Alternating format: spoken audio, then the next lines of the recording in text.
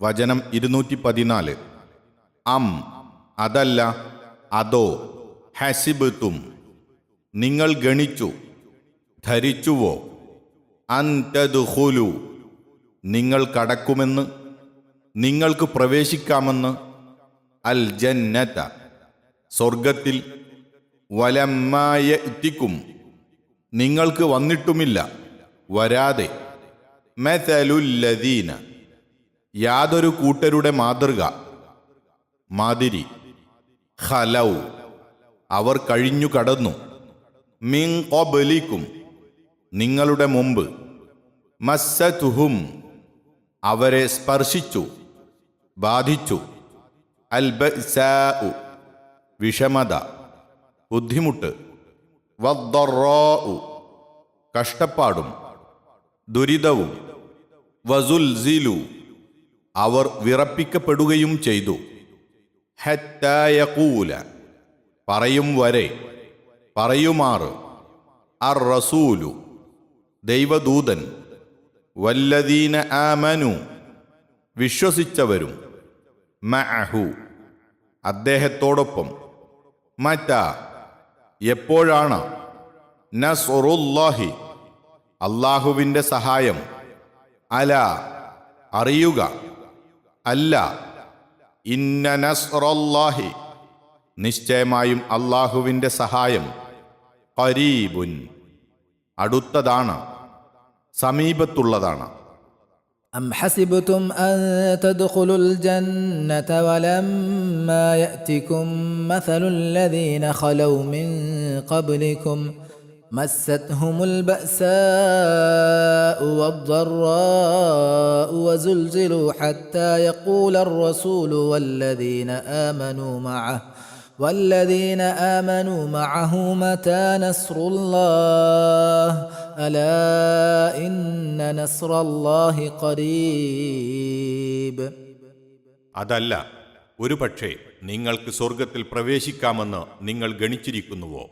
നിങ്ങളുടെ മുമ്പ് കഴിഞ്ഞുപോയിട്ടുള്ളവരുടെ മാതൃക നിങ്ങൾക്ക് വന്നു കഴിഞ്ഞിട്ടല്ലാതെ അവർക്ക് വിഷമതയും കഷ്ടതയും ബാധിക്കുകയുണ്ടായി. മാത്രമല്ല, റസൂലും അദ്ദേഹത്തോടൊപ്പം വിശ്വസിച്ചവരും അല്ലാഹുവിൻ്റെ സഹായം എപ്പോഴായിരിക്കും എന്ന് പറയുക പോലും ചെയ്യുമാറ് അവർ കിടിലം കൊള്ളുകയും ചെയ്തു. അല്ല, അറിഞ്ഞേക്കുക, നിശ്ചയമായും അല്ലാഹുവിൻ്റെ സഹായം സമീപത്തുള്ളതു തന്നെ ആകുന്നു. വചനം 214 വിശദീകരണം. മുൻകഴിഞ്ഞ പ്രവാചകന്മാരുടെ സമുദായങ്ങളിലും രോഗം, യുദ്ധം, ദാരിദ്ര്യം, ക്ഷാമം തുടങ്ങിയ ദുരിതങ്ങളും കഷ്ടപ്പാടുകളും ഉണ്ടായിട്ടുണ്ട്. സത്യനിഷേധികളുടെ ഭാഗത്തുനിന്നും സത്യവിശ്വാസികൾ വളരെയേറെ മർദ്ദനങ്ങളും ആക്രമണങ്ങളും യാതനകളും അനുഭവിക്കേണ്ടിയും വന്നിട്ടുണ്ട്. സഹിക്കവയ്യാതെ ഭയവിഹ്വലരായിത്തീരുകയും പേടിച്ച് വിറക്കുകയും ചെയ്തുകൊണ്ട്, എപ്പോഴാണ് ഇനി നമുക്ക് അല്ലാഹുവിങ്കൽ നിന്നുള്ള സഹായം വന്നെത്തുക, നമുക്ക് സഹിക്കവയ്യാതായല്ലോ എന്നൊക്കെ സമുദായങ്ങളിലുണ്ടായിരുന്ന റസൂലുകളും അവരോടൊപ്പമുള്ള സത്യവിശ്വാസികളും സങ്കടപ്പെടുക പോലും ഉണ്ടായിട്ടുണ്ട്. അത്രയും കടുത്ത പരീക്ഷണങ്ങൾക്ക് അവർ വിധേയരായിരുന്നു.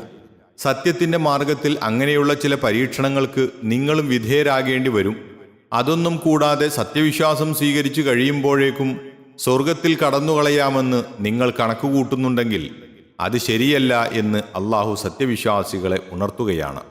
അങ്ങനെയുള്ള പരീക്ഷണ ഘട്ടങ്ങളുടെ പിന്നാലെ തന്നെ അല്ലാഹുവിൻ്റെ സഹായവും ഉണ്ടായിരിക്കും. അത് വളരെ വിദൂരമൊന്നുമല്ല. അതിൻ്റെ സമയമാകുമ്പോൾ ലഭിക്കത്തക്കവണ്ണം സമീപത്തു തന്നെയുണ്ട് എന്നൊക്കെ അല്ലാഹു സമാശ്വസിപ്പിക്കുകയും ചെയ്യുന്നു. ഈ വചനങ്ങളിലടങ്ങിയ ആശയം സൂറത്ത് അങ്കബൂത്ത് 2-3 വചനങ്ങളിലും മറ്റുമായി അല്ലാഹു വേറെ സ്ഥലത്തും വ്യക്തമാക്കിയിരിക്കുന്നത് കാണാം. ഖബ്ബാബ് ബിനുൽ അറത്ത് റളിയല്ലാഹു അൻഹുവിൽ നിന്നുള്ള ഒരു ഹദീസിന്റെ സാരം ഇപ്രകാരമാകുന്നു: അല്ലാഹുവിൻ്റെ റസൂലിനോട്, അങ്ങൊന്ന് ഞങ്ങൾക്ക് വേണ്ടി സഹായം തേടുന്നില്ലേ, ഞങ്ങൾക്ക് വേണ്ടി പ്രാർത്ഥിക്കുന്നില്ലേ എന്നിങ്ങനെ ഞങ്ങൾ പറയുകയുണ്ടായി. അപ്പോൾ അവിടുന്ന് പറഞ്ഞു, നിങ്ങളുടെ മുമ്പുണ്ടായിരുന്നവരിൽ ഒരാളുടെ തലയുടെ മൂർധാവിൽ ഈർച്ചവാള് വെച്ച് അയാളുടെ കാലടി വരെ പൊളിക്കപ്പെടുമായിരുന്നു. എന്നിട്ടും അത് അയാളെ അയാളുടെ മതത്തിൽ നിന്ന് തിരിച്ചു കളയുമായിരുന്നില്ല. ഇരുമ്പിൻ്റെ ചീർപ്പുകൊണ്ട് ഒരാളുടെ മാംസം എല്ലിൽ നിന്നും ഊർന്നെടുക്കപ്പെടുമായിരുന്നു. അതും അയാളുടെ മതത്തിൽ നിന്ന് അയാളെ തിരിച്ചു കളയുമായിരുന്നില്ല. പിന്നീട് തിരുമേനി സല്ലല്ലാഹു അലൈഹി വസല്ലമ പറഞ്ഞു, നിശ്ചയമായും അള്ളാഹു ഇക്കാര്യം പൂർത്തിയാക്കുക തന്നെ ചെയ്യും. ഒരു വാഹനക്കാരൻ സൊൻആയിൽ നിന്ന് ഹലറമൗത്ത് വരെ അള്ളാഹുവിനെയും ആടുകളെ സംബന്ധിച്ച് ചെന്നായ്ക്കളെയും അല്ലാതെ മറ്റൊന്നും പേടിക്കുവാനില്ലാതെ യാത്ര ചെയ്തേക്കുകയും ചെയ്യും. പക്ഷേ നിങ്ങൾ ധൃതി കൂട്ടുകയാണ് ചെയ്യുന്നത്. ബുഖാരി. അടിക്കുറിപ്പ്: യമനിലെ ഒരു പ്രധാന പട്ടണമാണ് സൊൻആ. അവിടെ നിന്ന് ഹലറമൗത്തിലേക്ക് പോകുന്നവർ അറേബ്യ ഉപദ്വീപിന്റെ തെക്കേ തീരങ്ങളിലും അറബിക്കടലിന്റെ വടക്കേ കരയിലുമായി അനേകം മലമ്പ്രദേശങ്ങൾ താണ്ടി പോകേണ്ടതുണ്ട്.